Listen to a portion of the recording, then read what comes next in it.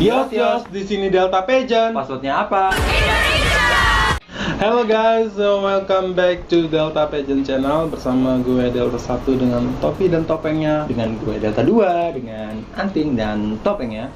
Di video kali ini kita akan ngebahas tentang kejadian di malam final Putri Indonesia 2020 yang menjadi kontroversi ya, dan topik perbincangan di sosial media terkait Q&A yang diterima oleh finalis dari Provinsi Sumatera Barat, Luis Kalista Iskandar, dan pertanyaan dari Ketua MPR Bapak Bambang Susanto. Tuh. Mau tahu seperti apa videonya? Ini dia Delta Pageant.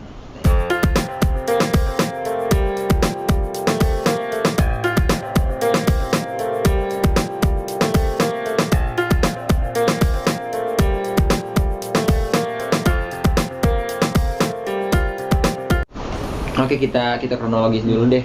Awalnya tuh kayak gimana sih? Jadi ketika announcement top 6 atau top 6 finalis itu kasih alat buat apa sih? Buat milih tablet buat milih dari siapa mereka akan mendapatkan pertanyaan. Ya, seperti itu. Dan ketika itu Luis Kalista dia mendapat giliran dan dia mendapat pertanyaan dari Bapak Bambang selaku Ketua MPR ya, Ketua MPR. Dan isi pertanyaannya adalah, apakah Alista hafal 5 sila yang terkandung dalam Pancasila? Silakan. Terima kasih. Sudah dipahami pertanyaannya? Paham, Pak. Makasih, Pak, untuk pertanyaan. Wakil dari Sumatera Barat akan menjawab dalam waktu 30 detik dari sekarang. Nomor 1, ketuhanan yang Maha Esa. Nomor 2, kemanusiaan yang adil dan beradab. Nomor 3, persatuan Indonesia. Nomor 4, kemanusiaan yang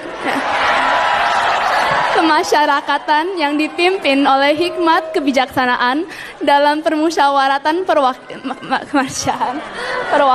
Terima kasih.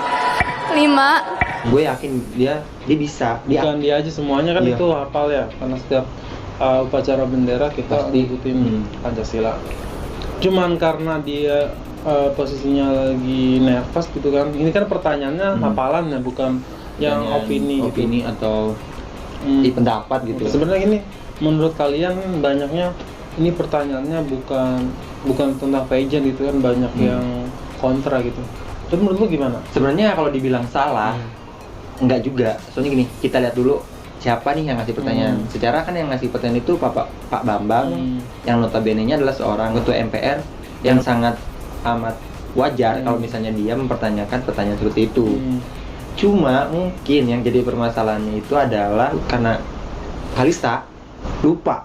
Bisa dibilang lupa sih, kelihatannya sih dia lupa gitu. Jadi dan akhirnya Grogi, jadi grogi dan jawabannya itu nggak lengkap. Ya. Dan alhasil jadilah ini topik perbincangan di sosial media yang bikin kita nih sebagai PL, kita pribadi sebagai PL ngerasa please jangan mengeluarkan statement atau kata-kata yang menjurus ke bullying. Tapi banyaknya pemberitaan tuh di media sosial tuh kayak gitu. Kemarin gue bangun tidur kan, setelah malam final gue bangun tidur kan. Nah, gue bangun tidur, kakak gue bilang gini, ada putri Indonesia yang nggak hafal Pancasila. Kebangetan banget sih. Gue kaget dong, kata gue, lu tuh dari mana? Terus kata kakak gue bilang, ini teman gue ada yang update status tentang putri Indonesia yang nggak hafal Pancasila. Dan temen gue bilang katanya, kebanyakan make up tapi Pancasila nggak hafal. Emang dia ngikutin pageant, kata gue. Gue nanya kan ke kakak gue, dan kakak gue bilang, dia ngikutin dari SMP. Nah loh, dia ngikutin dari SMP, tapi ketika ada kejadian kayak gitu, dia malah bersikap seolah-olah dia itu bukan PL loh. Soalnya kalau misalnya seorang PL itu pasti bakal ngerti banget ngerti ya. kan, ngerti. Apalagi kita udah jadi posisinya Kalista ya. Kita pasti akan ngebayangin, coba kalau misalnya kita ada di posisinya Kalista. Dan lu tahu nggak sih, di malam final Putri Indonesia 2020 ini tuh yang paling, menurutku tuh paling rame, tau nggak? Penontonnya gila. Itu udah kayak konser, kayak konser, kayak udah kayak udah nonton membludak lagi itu sampai kita kehabisan tiket ya. Terus menurut lo gimana nih? Apa sih yang mau lo sampein sama teman-teman PL kita nih yang ibaratnya mungkin dia PL tapi karena dia gak open minded, mungkin menurut gua PL yang gak open minded tuh banyak banget. Nah, terkait dengan Kalista yang jawabannya gugup atau tidak lancar atau lupa, itu wajar ya. Nah, Kalista baru perdana di atas panggungnya Di sebesar panggung itu, sebesar penontonnya itu yang ribuan, dan dia bukan seorang dia bukan seorang public figure sebenarnya, dia hanya orang dari perwakilan dari daerah yang datang ke Jakarta untuk kontes, dan dia langsung disuguhin di sebuah panggung yang besar. Dan bayangin deh sama lu berdiri di atas panggung di ribuan orang banyak, ditonton menteri, ditonton para queen dunia. Itu pasti berat dan nggak mudah gitu iya. kan. Jadi nggak mungkin kalau misalnya Kalista itu nggak hafal, nggak mungkin dia kalau dia nggak hafal, dan gue yakin dia hanya karena nervous dan gugup. Itu gue yakin sih. Ketika lo ditanya mungkin sama gue, lo bilang hafal. Tapi kalau misalnya lo seandainya lo ada di panggung itu, yakin lo hafal, yakin lo bisa. Iya. Karena kan kita nggak cuma ngejawab aja, siapin mental juga, dan itu nggak gampang gitu. Nggak gampang. Jadi buat teman-teman PL yang stop membuli dan stop buat membuat statement tentang Kalista yang enggak karena wow, berat dan apa ya? Itu mental banget sih larinya kalau misalnya sampai ngedown gitu. Jadi tolonglah buat para teman-teman dan siapapun di luar sana yang nggak tahu kronologisnya itu kayak gimana, stop mengeluarkan statement yang tidak indah atau tidak ibaratnya tidak mengenakan, dan ya coba buat open minded aja. Bayangin kalau misalnya kita ini ada di posisi dia, kita bisa nggak sih gitu. Toh Kalista juga manusia, Kalista juga manusia biasa, walaupun dia ibaratnya putri Indonesia, dia itu manusia gitu loh, yang punya sifat salah, punya sifat lupa, grogi gitu loh.